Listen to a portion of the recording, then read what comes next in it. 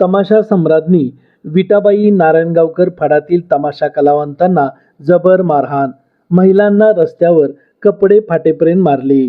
संगमनेर परिसरात विटाबाई नारायणगावकर फडातील तमाशा कलावंतावर समाजकंटकांनी केला भ्याड हल्ला. ज्या विटाबाईंनी लावणीला प्रतिष्ठा मिळवून दिली, ज्यांनी एकही पैसा न घेता चीन युद्धाच्या वेळी सैनिकांच्या मध्ये नैराश्य येऊ नये म्हणून सैनिकांची करमणूक केली, पुढे त्यांना राष्ट्रपती पदकाने गौरवण्यात आले, अशा विटाबाईचा वारसा पुढे चालवणाऱ्या तमाशा कलावंतावर झालेल्या भ्याड हल्ल्याचा सर्वत्र निषेध होत आहे.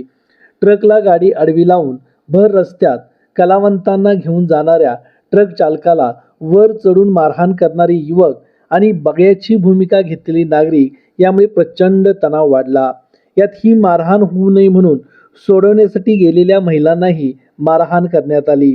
तमाशा ही कला जिवंत राहावी यासाठी विटाबाई यांचा मुलगा, नातवंडे अथक प्रयत्न करत आहेत आणि दुसरीकडे भर रस्त्यात महिलांना मारहाण केली जात आहे. ही मारहाण व्यक्तीला नसून ती अस्सल कलेला केलेली मारहाण आहे. याआधी अनेक वेळा तमाशातील कलावंतांना मारहाण झालेली आहे.